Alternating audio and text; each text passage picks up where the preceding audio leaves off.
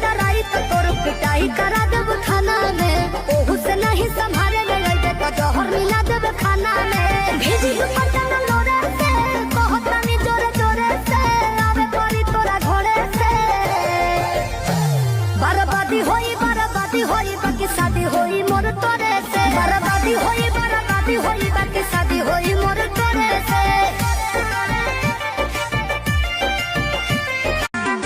छोड़ के कोई टराई तो तोर पिटाई करा देब थाना में। ओहू से नहीं संभाले ले अइबे तो जहर मिला देब खाना में। भेजी पटन लोरे से कहतानी जोरे जोरे से आवे पड़ी तोरा घोड़े से। बर्बादी होई बाकी शादी होई मोर तोरे से। बर्बादी होई